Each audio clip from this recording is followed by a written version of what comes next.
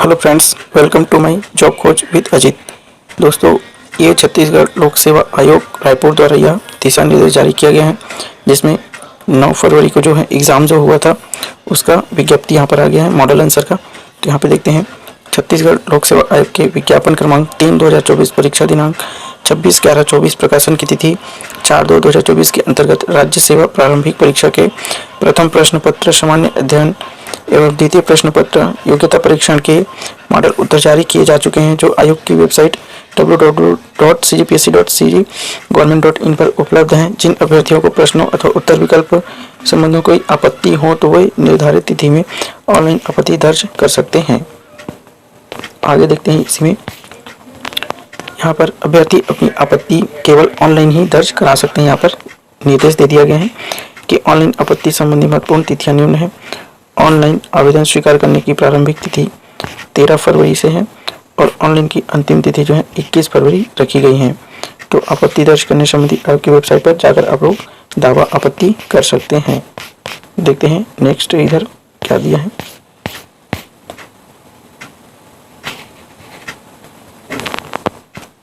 अगला दिया यहाँ पर रायपुर आयोग के द्वारा राज्य सेवा प्रारंभिक परीक्षा 2024 के मॉडल उत्तर के संबंध में ऑनलाइन आपत्ति दर्ज करने संबंधी निर्देश हैं। आपत्ति स्वीकार करने की प्रारंभिक तिथि 13 है और लास्ट 21 है, जिसमें ऑनलाइन आपत्ति संबंधी यहाँ पर निर्देश थे।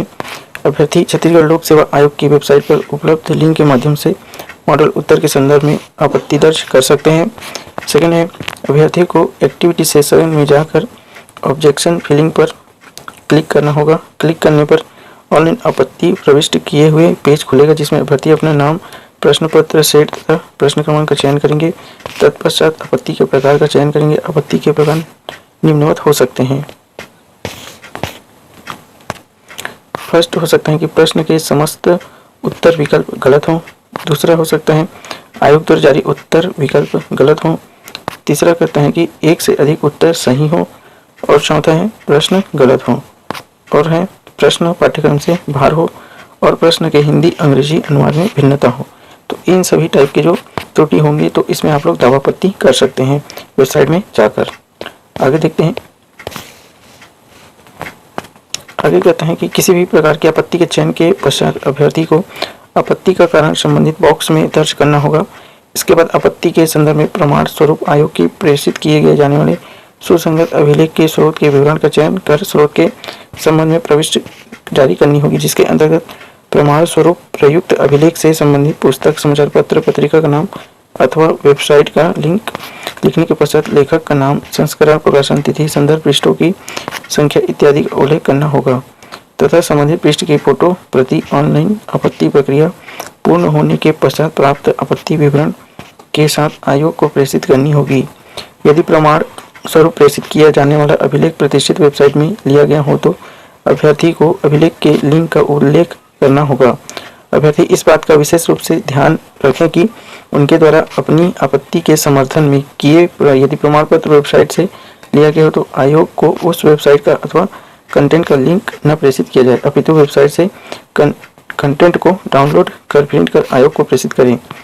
आगे इसी में लिखा है, ऑनलाइन आपत्ति दर्ज करने के बाद ऐड जोड़े बटन की सहायता से एक से अधिक आपत्तियां दर्ज की जा सकती हैं। अभ्यर्थी उन आपत्तियों को हटा सकता है जिसे उसने गलती से दर्ज किया हो। अभ्यर्थी द्वारा दर्ज की गई आपत्तियों का विवरण उसे वेब पेज के निचले हिस्से पर दिखाई देगा। आपत्तियों के विवरण के अंत में उपलब्ध सेव सुरक्षित करें बटन के प्रयोग से अभ्यर्थी ऑनलाइन आपत्तियां जमा कर सकता है। पांचवा कहते हैं, ऑनलाइन आपत्तियां जमा करने के पश्चात अभ्यर्थी को शुल्क भुगतान संबंधी पेज प्राप्त होगा, जहां पर पे नाउ बटन के माध्यम से समस्त ऑनलाइन आपत्तियों का शुल्क 50 रुपये प्रति प्रश्न भुगतान की सुविधा होगी। यानी प्रत्येक प्रश्न के लिए उसे 50 रुपया देना होगा। जितनी आपत्तियां वहां पर दर्ज करेगा उसके लिए 50 रुपये का शुल्क देना पड़ेगा। देखते हैं आगे। समस्त ऑनलाइन आपत्तियां दर्ज करने तथा शुल्क का भुगतान करने के पश्चात अभ्यर्थी को शुल्क भुगतान की रसीद प्राप्त हो जाएगी। भुगतान करने के बाद उन्हें रसीद स्लिप जो है इस प्रकार से वो लोग डाउनलोड कर सकते हैं। तो डाउनलोड इस पर जाकर क्लिक कर प्रश्नवाचक अपनी आपत्ति प्रिंट कर सकते हैं। समझ कर रहे हैं कि अभ्यर्थी को दर्ज की गई आपत्तियों से संबंधित प्रश्नवाचक रसीद पावती का प्रिंट प्राप्त किया जाना होगा। प्रत्येक रसीद पावती के साथ केवल प्रमाण पत्र दर्ज अन्य दस्तावेज संलग्न किया जाएगा जो रसीद आपत्ति पर अंकित प्रश्न क्रमांक से संबंधित हो। रसीद पावती के साथ प्रमाण पत्र स्वरूप दर्ज दस्तावेजों को संलग्न करने के पश्चात पेज नंबरिंग की जानी होगी।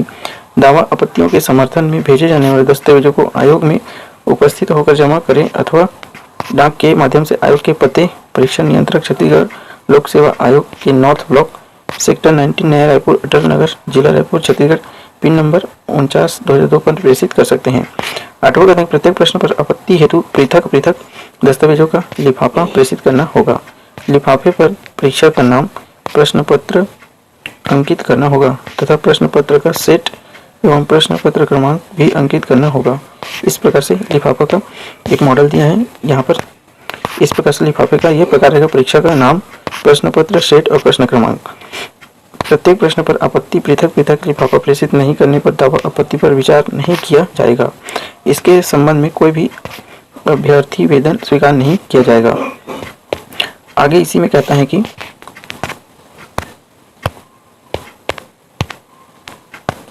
लाइन कहते हैं कि अभ्यर्थियों को प्रति प्रश्न ₹50 दावा आपत्ति शुल्क का भुगतान करना होगा। पोर्टल शुल्क एवं पोर्टल शुल्क पर जीएसटी के भुगतान अभ्यर्थी द्वारा स्वयं किया जाता है। एक बार लॉगिन कर अभ्यर्थी एक से अधिक प्रश्नों के लिए ऑनलाइन आपत्ति दर्ज कर सकते हैं। एक बार शुल्क भुगतान कर देने के पश्चात अभ्यर्थी दोबारा ऑनलाइन आपत्ति दर्ज नहीं कर सकेंगे। 10वां कहते हैं कार्ड या नेट बैंकिंग के माध्यम से भी शुल्क के भुगतान की प्रक्रिया यदि संबंधित बैंक द्वारा किसी प्रकार का सेवा शुल्क लिया जाता है तो उसके भुगतान का दायित्व आवेदक का होगा। आवेदक ऑनलाइन बैंकिंग के दौरान फिशिंग, हैंगिंग अथवा अन्य साइबर गतिविधि से बचने के लिए स्वयं जिम्मेदार होंगे।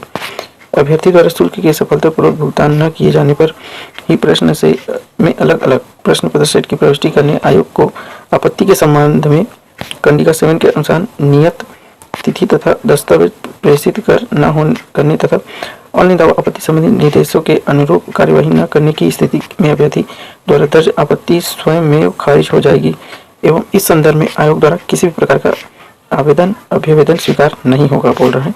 तो इस प्रकार से आगे और भी दिया है। इसमें आगे इसका मॉडल आंसर दिया है। ये है पेपर फर्स्ट का यहाँ पर दिया है। तो दोस्तों यहाँ से आप लोग अपना आंसर मैच करा लेंगे और जिस प्रश्न में आंसर अगर आप लोगों को इसमें से गलत दिया हो तो दावा आपत्ति आप लोग यहाँ पे वेबसाइट में जाकर कर सकते हैं। तो इस प्रकार से आप सभी सेट के लिए दावा आपत्ति भर सकते हैं। सेकंड सी सेट का भी यहाँ पर मॉडल आंसर है। तो जिसमें भी आप लोगों को लगता है कि दावा आपत्ति करने के लायक है इस प्रश्न में तो उसमें करिएगा दोस्तों। और प्रत्येक प्रश्न के लिए यहाँ पर 50 रुपये का शुल्क देना होगा। तो एक छोटा सा इन्फॉर्मेशन वीडियो लाया था तो लाइक कर देंगे और शेयर भी कर देंगे और चैनल को सब्सक्राइब नहीं किया तो सब्सक्राइब कर देंगे और बेल आइकन को भी ऑल पर सेट कर लेंगे ताकि नया वीडियो का अपडेट आपको पहले प्राप्त होगा। तब तक के लिए जय हिंद, मिलते हैं नेक्स्ट वीडियो में।